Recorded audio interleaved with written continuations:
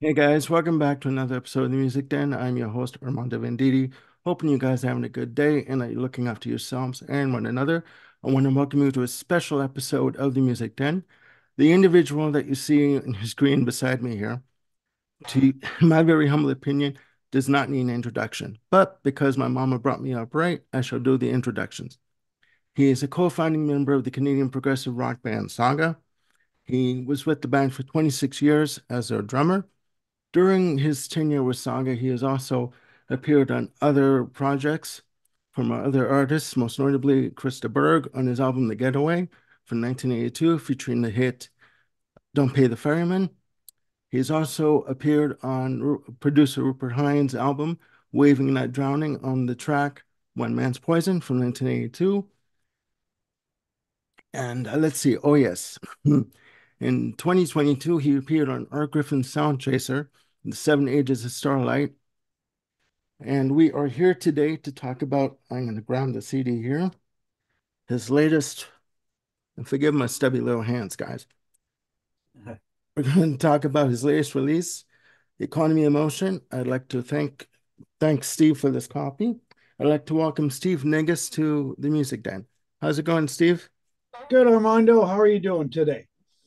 Oh, after getting through that really, bad introduction, I'm nervous because, guys, this is my first interview. So if I fuck up, I fuck up. Okay. Not a Um, problem. we're very easygoing here on this channel. That's right. So Yep. how did I do on the introduction? Yeah, you did fine. You got it all correct. Did I leave anything out? Well, there's all kinds of stuff. Obviously, I'm 60 plus years into my playing career. So That's right. You started in there's, 1970. Sorry, go ahead. yeah, I was just going to say there's a lot of stuff in between, but most notably, you covered all the highlights as far as, the stuff that everybody is familiar with. Um, Okay.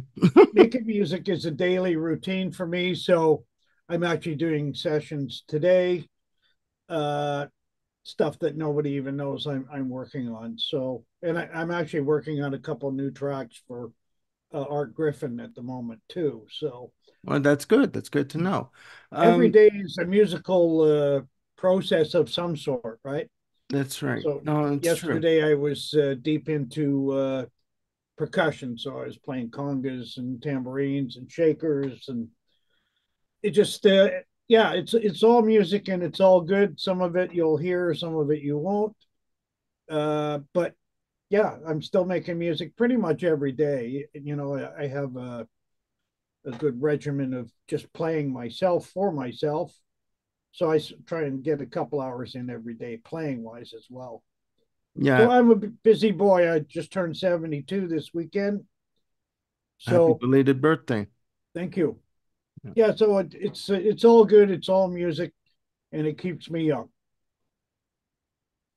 We all need that. I'm 53 right now, and I feel like I'm three times my age. I swear to God. Sometimes Really. it's, yeah, and well, no, because I sit in a wheelchair all day, right, due to my disability. So it's like I deal with lower back issues. So yeah, no, I get the age, you know, um, things to do with age in terms of aching joints and stuff. So I get that.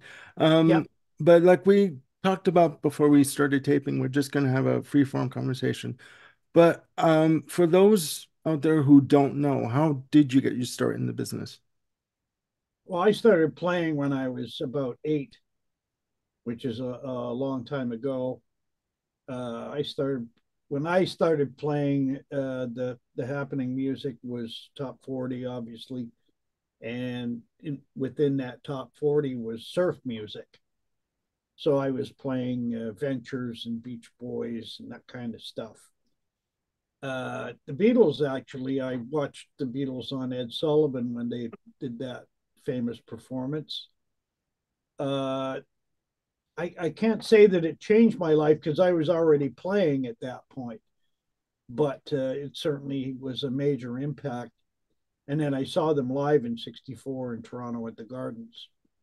Really? Yeah. Good Lord. Okay. So, yeah. And much later on, obviously, with Saga playing that same venue was really special just because I saw the Beatles there as a young, wide eyed kid. So it definitely was left a lasting impression, you know? Yeah, it would. So I played all through high school. I had several bands. I played my first gig at the age of 12 and played all through high school. And then I moved to Toronto around 69. I had a job working in the bank as a management trainee, Bank of Montreal. Mhm. And at night, I was playing 6 nights a week in a country band, just a local over in Cabbagetown in Toronto, Winchester, and Parliament area. Mhm. So yeah, I would work in the bank 5 days a week and play 6 nights a week and Saturday matinees. And then I decided to quit the bank and play full time. So I joined in 1970. I joined a group called Bananas, which was a 50s rock and roll band. Mhm. And we started doing the down Toronto downtown circuit, Young Street circuit. And we worked that up. I did that for a couple of years and it became one of the top show bands in Toronto. And then I Mhm. heard Tower of Power, and that changed my life. So I had to go play R&B. So I quit Bananas and put together an R&B band and did more gigs around Toronto. I actually did a whole summer up at Wasaga Beach at the Mhm. Dardanella. Yeah. Then I started getting more into the rock stuff. So I was working with Grant Fullerton, who used to play with Lighthouse, Mhm. and I did a couple of years with him. I was playing with him when the guys from Flood came to see me and offered me the gig with Flood. So I left. Fullerton Dam was the name of the band, and I joined Flood. So then Flood was actually three of the members of Saga. It was Peter Rochon, myself, and Jimmy Crichton. Well, Yeah. Brian Pilling had leukemia, so his remission broke down while I was in the band, and he couldn't get a second remission. So he eventually passed away at the ripe old age of 26. Mhm. So Flood basically folded because of his illness, but the rhythm section stayed together to form Pockets, which was Saga's Yeah. original Precursor name. to Saga. Yeah. Yeah. Yeah, and then yeah, it was all the same members. So that was 1977. That's when Saga started as Pockets, and then we went to record the first album, and somebody else already had the name Pockets, so we had to change it. Mhm. And that's when our management came up with the name Saga. So from there, it was 26 years of stuff. So and Yeah. That's a lots lot of of stuff. stuff. That's a lot of It is. stuff in 26 years. Yeah. Just um just to backtrack just a little bit. For you, what was the music scene in Toronto like when you were coming up? Like, Well, it was actually great when I started playing in the early 70s. The bar scene was wonderful. I used to go sit in the afternoon to Zanzibar, which was actually a strip club. Paul Schaefer used to play there. And I could go sit in the afternoon, have a drink, watch some topless babes shake it. And hmm they're quite happy. They were quite happy at that time to have anybody come and sit in because they could go down the street and see somebody else. hmm So the club scene was amazing. You could work 6 nights a week, 50 weeks, 52 weeks a year if you wanted. And I did that basically when I joined Bananas. We played 50 weeks a year. And the money was great. You know, at that point it was really it was a great experience because you're playing that much and I was playing even more. Like I say, Saturday afternoon matinees and going to sit in at Zanzibar. hmm It was all about all music, right? Daytime, nighttime didn't matter. Yeah. And the bands playing at that point were great. So you could go see a lot of great music on any given night. It was fantastic. Yeah. So it was a fertile ground for music, like Was, the yeah. time. Yeah. Yeah, so the scene was very vibrant and very much alive. And I was very much a part of that whole scene when, as you know, I was coming up. Hmm. Hmm. So yeah, I spent lots of days trotting up and down Young Street to go sit in and play at the Lecoq Door, which was the Black R&B club. Hmm. Used to go sit in with those guys, with Tavares and President's Band. It's funny because I just watched a special last night on James Brown. Okay. So so that was definitely the music of choice back then. You know, the R&B stuff. Yeah. Yeah.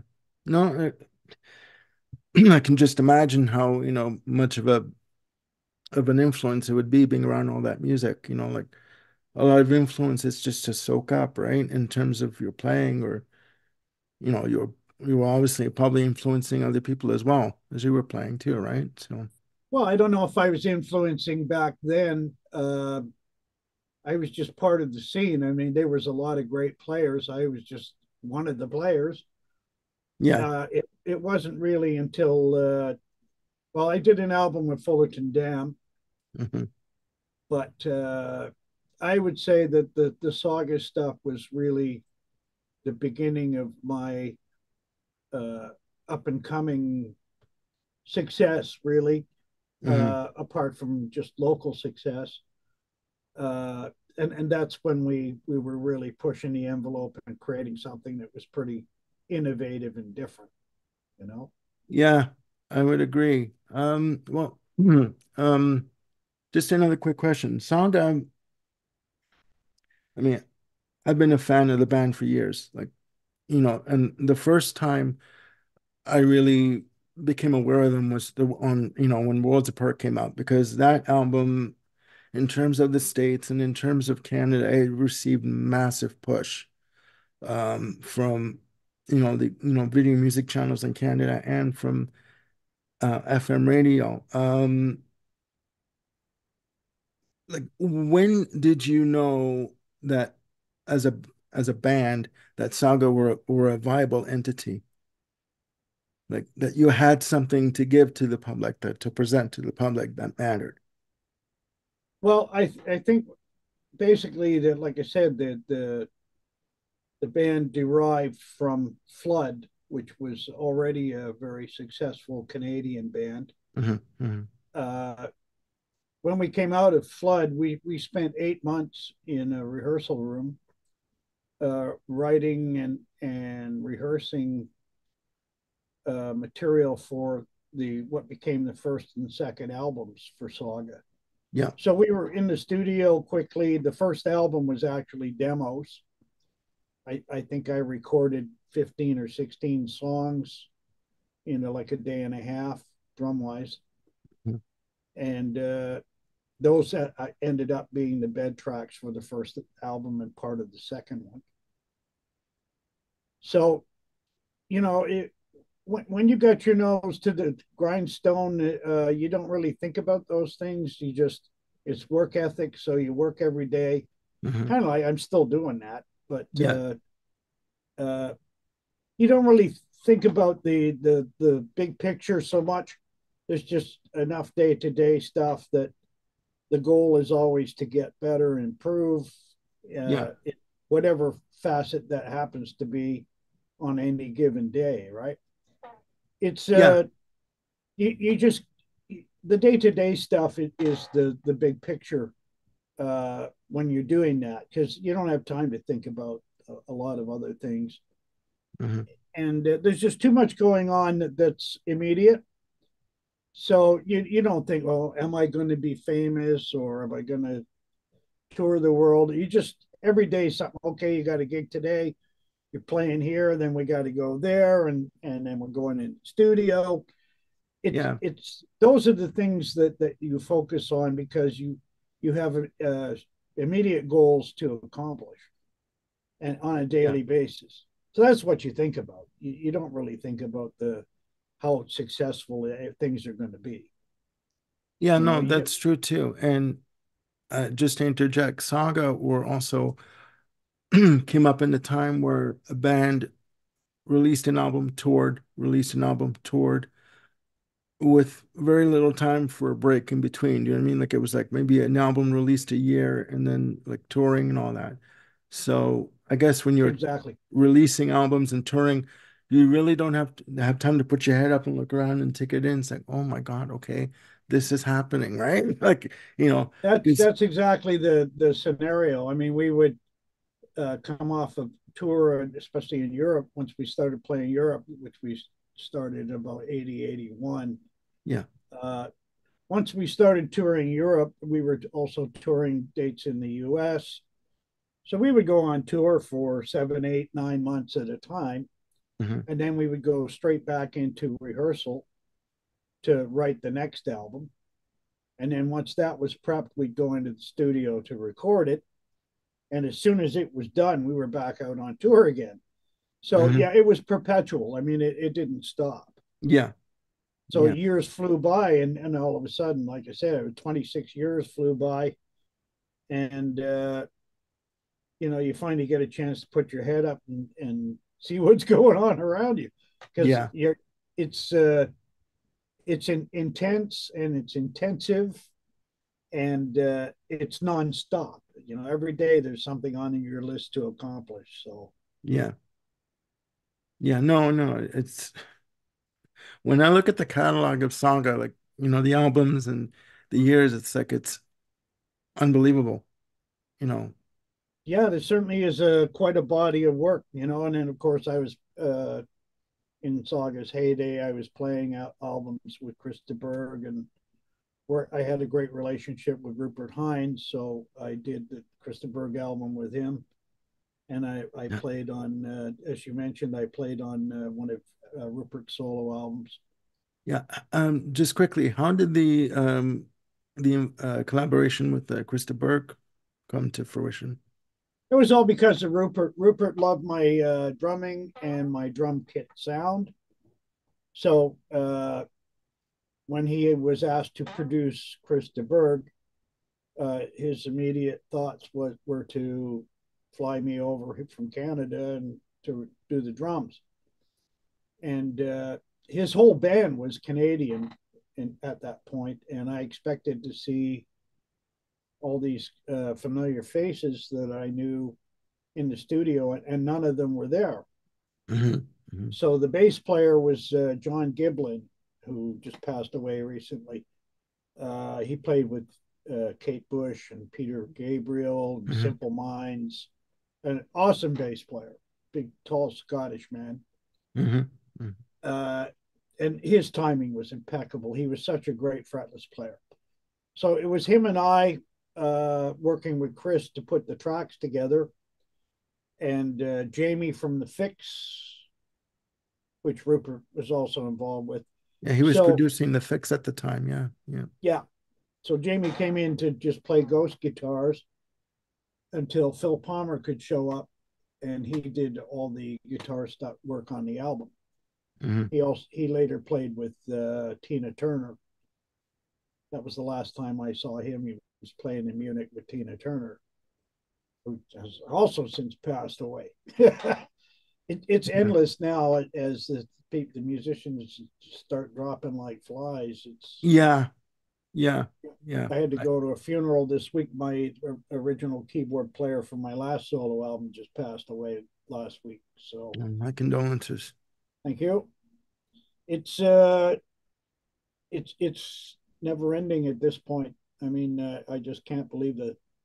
I mean, I get it. It's coming up to that time when everybody's getting a little longer in the tooth, and we're going to start losing more friends on a regular basis.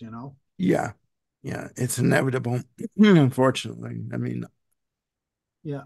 yeah. No, just quickly, I mean, I lost my sister at 32 when I was Wow. 32 and she was 39. And ever since then, I've been questioning my own mortality like for the last 20 years. So, Yeah, you can't help it. I mean, yeah. when the people close to you start to go away, it's you definitely start questioning your own mortality. Yeah. Yeah. Okay. You have Well, to be thankful for every day you got. I mean, you hear that a lot, but it's certainly true. You know, well, you, you know, I agree with you 1000%. And ladies and gentlemen, we're going to get off this depressing topic very soon. I guess it's okay. Yeah, let's well, move on. yeah, let's move on. Um, just one other question. Saga has been given the label of progressive rock or neo-progressive rock. Was that a label that you as a band, as Saga as a band, were you guys comfortable with that label or We didn't care what people called us. Basically, we all view labels as something that the journalists do to categorize bands and musicians. Uh, Mhm. we didn't really fit in any particular category. In fact, it was kind of tongue in cheek, but I remember doing an interview in Germany one day, and they said, "Well, what kind of music do you play? How do you classify it?" And I said, "Well, it's kind of like medieval funk," and that stuck. And then from the next while after that, all the articles said the Saga, the medieval funk band. Yeah, yeah. No, I can well, that would stump any journalist that that knew what they were talking about basically in terms of Yeah, how to label a I band. I have a bit of a problem with being categorized. Hmm. Uh, I just do what I do, and I think one of the really cool things is that I have a recognizable style as a drummer, which Hmm. you can like when you listen to Chris DeBurgh, a lot of people heard that record not knowing that I did it, Hmm. and they recognize my playing style on that. So uh, that's actually something that's really hard to do is have a recognizable personality, particularly as a drummer. You know. Yeah, yeah. I mean, So, just in getting back to your question, mm, like I say, categories are for everybody else. Even my new stuff uh, blurs the lines, and I'm very happy about that. yeah, no, definitely. I You mean, can't put it in a slot and say this is you can't progressive pigeonhole. rock, right? You can't pigeonhole So becoming basically, emotion. what I do is I have a learning regimen where I spend every day playing a couple hours every day, and my goal is just to get better. So I listen to a lot of Latino grooves, and I've always been a big fan of R&B. Uh, from a drummer's standpoint, funk is a great place to be musically, and I always viewed what I did in Saga as being sort of a funk drummer in a progressive band, which is why Saga sounds so different from the other progressive bands. Yeah, You know, I mean, we don't sound like Yes, and we don't sound like King Crimson. not at all. No, you have your own unique sound and style.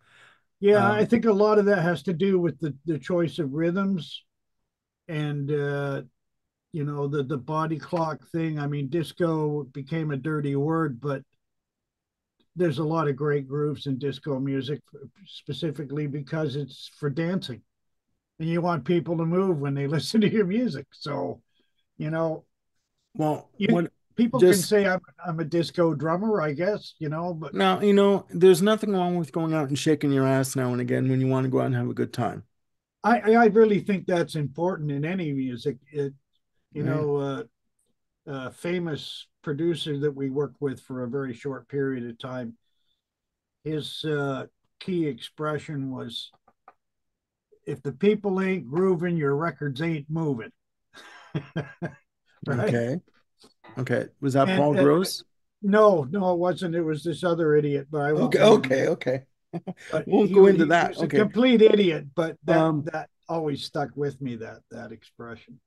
no, well, just speaking as you know, at the risk of me gushing as a fan of Saga right now and as of your work, what I noticed about the first few albums, like the first three albums, I love the drum sound Yeah. on it. And being labeled as a progressive rock band, I mean, it's a label. Really doesn't mean anything. I loved the keyboard work on the albums. I loved Ian's work on guitar, just very staccato kind of guitar work. The whole combination worked. You know what I mean? It just gelled and it melded together perfectly, right? I Yeah. mean, I and then I'll let you talk. I'm sorry, but I kind of when I was preparing for this conversation, I kind of compared Saga to Queen, Yeah. right? I'm a big fan of Queen. I'm a Queen fanatic. Okay. Hmm. I've got the tattoos and the whole bit. Um, Cool. what I love about Queen and what I love about Saga was you basically did whatever the hell you wanted to do musically, and eventually the audience would catch up and Hmm. understand what you were doing and appreciate what you were doing. And they did so in Germany. I think one of your biggest fan bases is in Germany, is it not? It is. Yeah. So, Yeah. Yeah. We did what we felt like. And there's a lot of sort of back and forth throughout the course of the numerous albums that we recorded. Sometimes we would be a little more mainstream. Sometimes we'd be a little more progressive, like say Generation 13, yeah, you know. yeah, I Uh, have that as well. Yeah. but the thing about the Saga audience, it's a very specific taste in music, and you either love it or hate it, which is good. Hmm. Um, the hardcore fans didn't really want us to do anything that was overly commercial because they felt that they had a special relationship with the band. You were theirs. Yeah. Yeah, exactly. And so there was a kind of ownership, if you like, of the hardcore Saga fans. Hmm. Hmm. So yeah, if we were going in a more commercial direction, they weren't happy about that. You know, it was so you're Yeah. always riding this line between, okay, do we try and get more mass appeal success, or do we keep making music for the hardcore fans that we already have? And I Hmm. think every band, the successful band, goes through that dilemma, right? So yeah, it's you're always kind of you're riding the left and right of the line, you know. It's always a balancing act, Yeah, right? sometimes Um, you get it right, sometimes you don't, you know. It's well, Saga I got would it right most often than not. I I mean, think most of the time we got it right because of staying true to who we were and what we played. mhm, uh mhm. you know, I still have that same feeling now with my new stuff. This is having just recently released my second solo album. Mhm. uh Again, blurring the lines, I'm quite happy with that. I It's a mixed blessing. The last album I made was mainly to satisfy myself. It was a Mhm. very selfish album, Yeah. but I feel that that's what I need to do at this point in my career. You Mhm. know, I don't have to please anybody but me. And Yeah. I think in saying that and in doing that, I think that's probably the thing that would make this album more uh, real for the fans, the people who do know me and like what I do. Uh, Mhm. it's personality. It's my personality when we put this album together, and we weren't fast about it. You know, I'll it's show it been again. there we go, economy of motion, There and you go. there's a Again, guys, bunch of forgive my stubby fingers here. But no, um when I listen to this album, there are 10 tracks on this album. And guys, I will put in the description below how you can get a copy of this album. Steve was very gracious to send this to me and autograph it for me. Um, but when I listen to this album, to me, it takes you through like various emotional states, Yes, that's true. It's you uh know? it's the old school thinking of there, we're not thinking like there's a single track on it that would get airplay. Yeah, I didn't expect this to get much airplay from anybody. So it's an album in the sense of all the music is put together to be an entity unto itself. yeah, And if you listen to it from start to finish, it's a journey. It takes you on this journey through a myriad of styles and melodies that all fit together to, and there is a loose concept.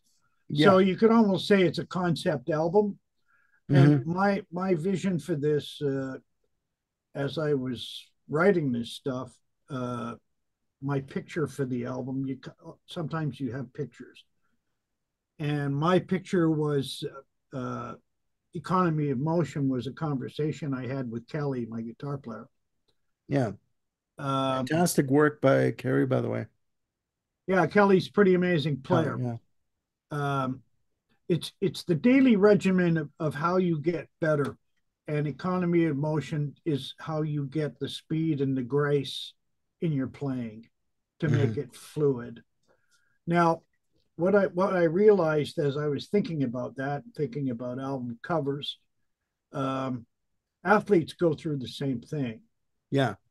Olympic athletes that training constantly, they're always working on improving themselves, which is exactly what we've been doing over the years. I know I have. The Mhm, goal is just to get better. That is mhm. the eternal goal, because with music you never know it all. And the more you know, the more humbling it is. Actually, it's Yeah, a very humbling experience when that door opens for you. It's like an epiphany, right? yeah. No, definitely, definitely. Um, So my vision for the album was almost like the Olympics. So the first track is called "The Gathering," and yeah. that I have Let the this games beautiful begin. Yeah, "Let the Games Begin." I have this beautiful picture of the opening ceremonies for the Olympics, which is always such a regal, uh, majestic event, yeah. and the music is wonderful, and I just love that coming together.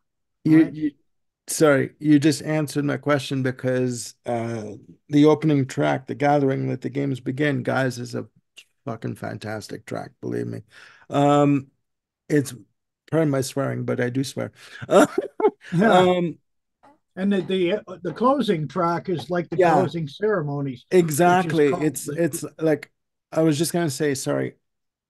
The Gathering is very different from the rest of the album in terms of it's very epic, it's very grand, very expansive, very yeah. cinematic, right? It's basically me being an orchestra. Exactly, you know, exactly.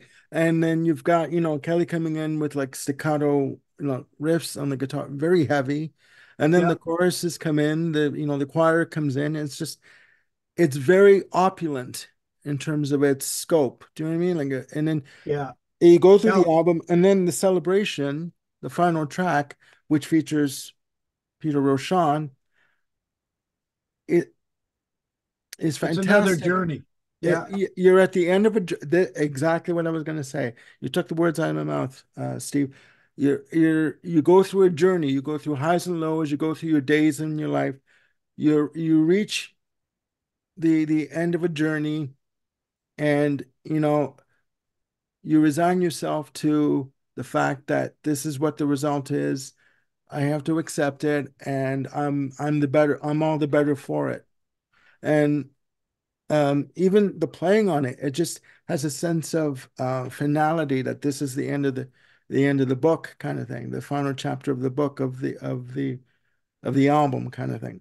Am I yes. hitting all the notes there, or is Oh it? yeah, yeah, and it's thematic. Like the acoustic version uh, uh, is the same theme as the gathering. Yeah, economy But acoustic. Yeah. in fact, I wrote the acoustic bit first. Mm-hmm. But the theme is it's the same theme exactly, but it's presented in a different way. Yeah. Different. Yeah. So the economy acoustic is I did all the guitar work on that, Mm-hmm. Mm-hmm. and I just had a vision, and that was during the COVID stuff. So Kelly couldn't be here, Yeah. so I just went ahead and did it myself. Yeah. And it's got kind of a Baroque feel to it. It's somewhat unusual, and then I did a quite a lot of percussion on that too, which was fun. Mm-hmm. Mm-hmm. No, So yeah. yeah, the album it's an entity which is becoming kind of a rare breed these days, in that people are not making albums that are made to be consumed from start to finish. It's all about the short track that grabs all the attention, Yeah. and we purposely don't have that.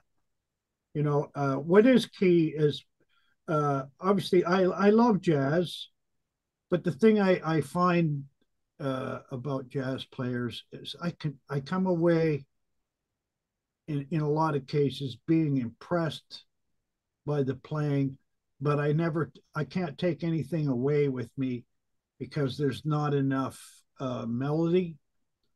So this album is melody becomes sort of even more important, being the fact that it's instrumental and there is no singer. Yeah. The melody becomes even more important, that on first listening you get to take away something with you for almost every track. The melodies became very important, Yeah. you know Yeah. which is uh, unusual for an instrumental album in some respects.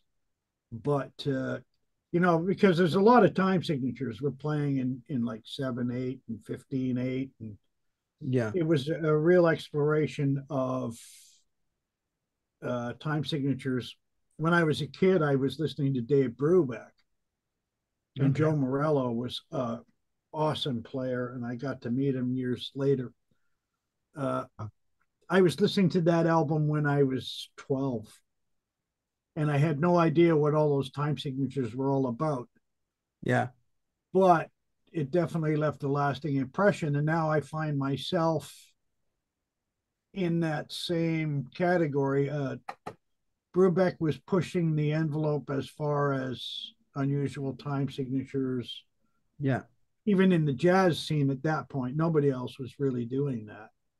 Mm-hmm. So I find myself in that same area now, many years later, and uh, spending a lot of time understanding how to break things down in ways that are more unusual and less trodden, right? Mm-hmm. Mm-hmm. So there's a pile of rhythms on there that uh, they're more unusual than I get tired of just playing in four all the time. Yeah. Yeah. I Have to mean, keep challenging yourself on a daily basis. So that that's what this album is. you know what? This album, Economy in Motion, and again, I will show it to people. Again, nothing wrong with self-promotion here. Um, this album, I mean, it takes you to a musical journey. It took me to a musical journey, and it was just like, oh my God, what am I listening to here? Like, I mean, it's heavy in some spots, dramatic in other spots, you know, um, with songs like, Economy Acoustic and Late Night, you get a bit of a break, a bit of a respite in terms of Yes, and that was by the design. music. Yeah. We basically late night was totally planned, in that everything up to that, except the acoustic, are definitely pretty intense pieces of music. Hmm. Hmm. So yeah, you definitely thought that would be the right break in the energy levels, to just let the listener relax and have that kind of wash over you. Yeah. So that when we were writing that track, that was what we specifically had in mind at the time, right? No, definitely. What I like about the album is it's sequenced perfectly. I mean, in terms of, and I'm not just blowing smoke. Seriously, I'm talking to you as a fan of the music. You know, it's sequenced perfectly. It just the way it all rolls out. It's fantastic. It is simply Thank you. fantastic.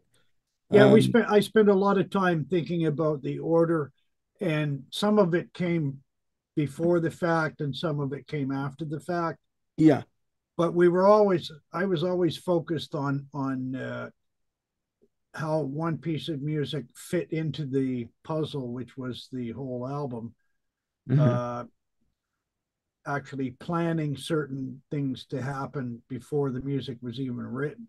Hmm. So Hmm. I knew that I wanted a piece of music in this particular location on the album to have a certain function. Hmm. So yeah, it wasn't like it just we wrote a bunch of songs and threw them all together. We probably wrote, I would say, at least 50 pieces of music for this album, and 50. yeah, oh yeah, Good to come up Lord. with the 10 that are on there. Good Lord. Yeah, well, you have to keep exploring the ideas, and sometimes they work and sometimes they don't. Hmm. But then Hmm. what you do is you run with the ones that are grabbing you, and they get the more attention and they get fleshed out, so to speak. Yeah. No, I get what you're saying. Just to go back to what you said before about listening to Dave Brubeck, when you were 12, I've always thought that, how can I put this? That music doesn't grab you right away. I mean, like it'll come to you when it's meant to come to you in terms of understanding it and appreciating it. Can't even speak today. Um, Yeah, when I first heard uh, Joe Morello play, to this day, I still think he's one of the most fantastic drummers I've ever listened to. Uh, the solo that he plays on there's two albums in particular came out in 61 and 62. There was Time Out with Take Five on it, and then there was Time Further Out with a track called Far More Drums. And I was so astounded at that solo in there. He's got the hi-hat clicking away. It's in 5/8, and mhm. it's 1 2 1 2 3 1 2 1 2 3 1 2 1 2 3 1 2 1 2 3, Okay. and that's his hi-hat foot. And then Jeez. he's expressing all this great solo stuff in five over that.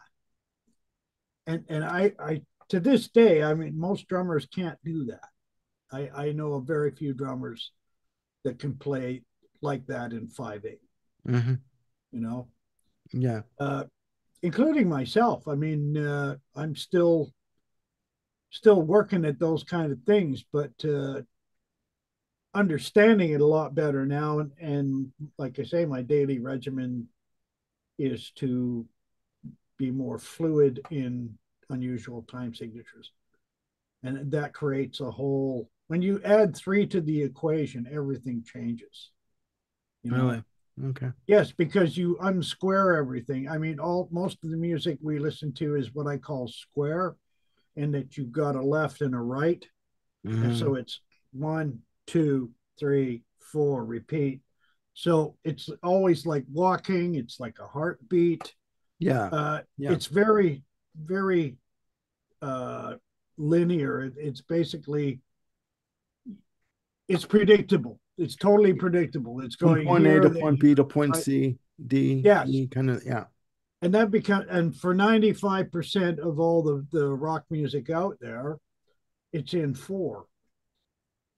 But there's a whole pile of other rhythms with threes across four and fours across three that create different rhythms that are somewhat much more unusual. And Hmm. that's what interests me these days. I don't expect at this point to be commercially viable, with this album, I don't expect to sell a ton of them, and I haven't. Uh, there's still a lot of people interested in what I'm doing because of my history, Hmm. but it's not like I'm getting major airplay from anybody, nor would I expect to.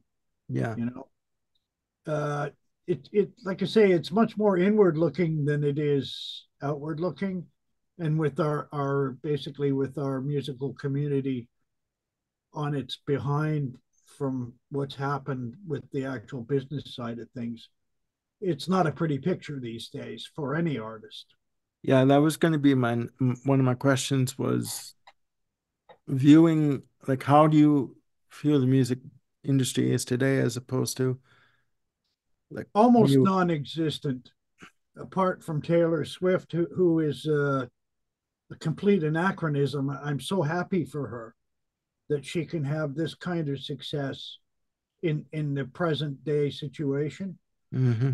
I mean, obviously, totally the exception to the rule, whereas most people can't get out of the box in any way, shape, or form. And Yeah. she's and her ethic is admirable.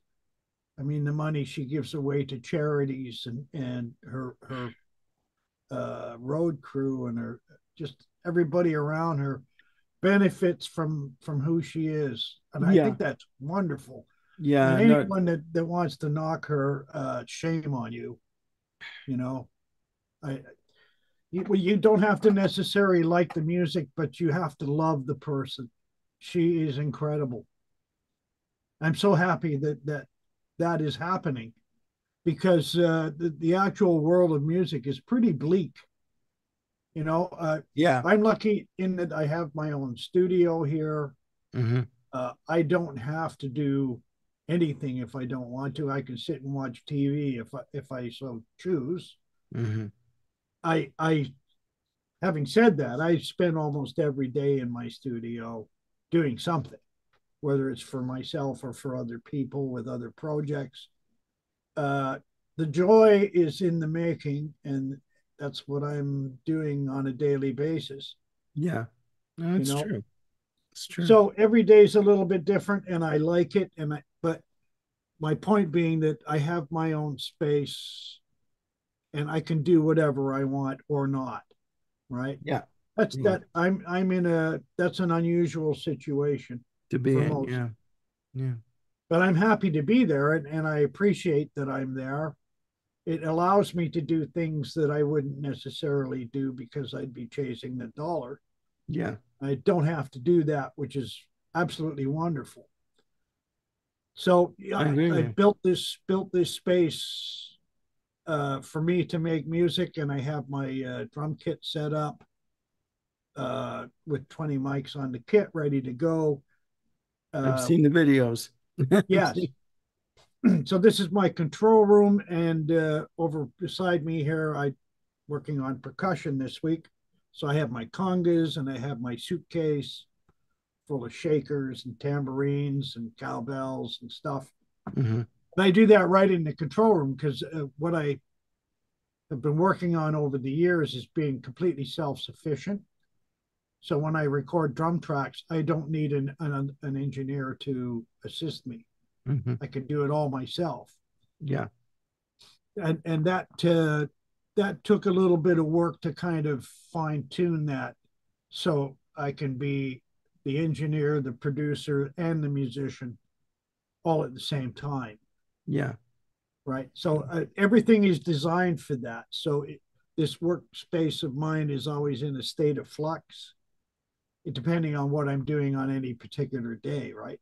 Yeah. No, Which true. is wonderful. It's a great situation for me. Not very many musicians are able to do what I do on a Hmm. daily basis. So that's pretty cool, you know. Hmm. No, So it's yeah, true. so make putting the album out at this point. I uh, I don't have any plans to tour. My biggest problem is finding a keyboard player because I did almost all the keyboard work on the album. Peter Yeah. guested on one tune. William Hare also did some work on one tune, Yeah, the and I chase did of the the rest. thrill. Yeah. Yeah. That that was my one quick question with Peter Roshan. Well, it's an A-B question. A, how did you hook up with him to contribute Well, on the album? Peter and I obviously always got along well. Him being the original keyboard player in Saga. Yeah. Uh, Yeah. when we were writing, it was kind of split into two camps, if you like, which was a good situation. I think in any writing scenario, it's like Lennon and McCartney. Lennon was the snide one, and McCartney was the sweet one, Yeah. and together they balanced themselves. Hmm. Well, that also existed in Saga in that Peter and I were the rhythm guys. We were into that body R&B kind of space, like Humble Stance, right? Obviously, Peter was involved with that. His keyboard work on that is still amazing. And It's impeccable. then there It's was Jimmy impeccable. and Michael into the more progressive stuff, the Gentle Giant kind of side of things, the more Yeah. abstract. So together in spending 8 hours a day, 6 days a week in a rehearsal room, that balance became very important to balance the material with that juxtaposition, keeping things in tow, if you like, so Yeah. that the rhythms were always they were always important enough to sculpt the tunes as we did. Yeah. When he left, the balance kind of shifted for a while, So Peter and I stayed friends through all of that. We didn't always talk to each other because I was busy, he was busy. But that initial friendship that we established way back in the Flood days and in the early Saga days, I always loved what Peter did. I mean, he's very responsible for the keyboard Hmm. sounds and approach that were continuous through Saga's history, right? No, because I just want to say when I listen to the celebration and I know that Peter Roshan is on the track, when I hear his parts, automatically I go back to the first album and I'm thinking of The Perfectionist Yes. for some reason, like the fluidity of the keyboards and just lush and amazing. I just, again, I'm gushing like a fanboy. I apologize profusely. But I mean, pardon my language, it's fucking amazing. I'm sorry. It is what it is. Um, Yeah, I well, just I always, even when I write keyboard parts, I quite often have Peter in mind as to mhm, what I'm doing sound wise and part wise. It's quite often I say, what would Peter play here? You know, so okay. even before we got Peter in to do some stuff on this latest album, I was still in my own mind referencing what he did way back. Because yeah, tracks like The Perfectionist uh, and Tired World, those tracks are what Peter did. I thought was pretty awesome. Yeah, You know, and I mean the whole first album for me is just brilliant. I mean, it's still a lot of people's favorite. Of yeah, all the albums we did. yeah. I mean, guys out there watching, and I know you're watching, I can't express how fantastic the debut album from Saga is. I mean, it's brilliant. And again, I'm not blowing smoke up anyone's ass. I promise you that. Um, I just quickly, I started collecting vinyl, and I there was a record store in Toronto called Monster Records, which is no longer open. I would travel in my chair, my wheelchair, down Yonge Street up to near Yonge and Bloor, just before Yonge and Bloor, to go to Monster Records and buy like I was going there for like there was 5 days in the week. I went there every day to buy a Saga album. Like, Yeah. I picked up the first one, then I picked up Images at Twilight, then I picked up, I picked up Silent Night. I systematically bought the first five albums, right? Just, and Roger, who used to run the place, he was like, "You're back again."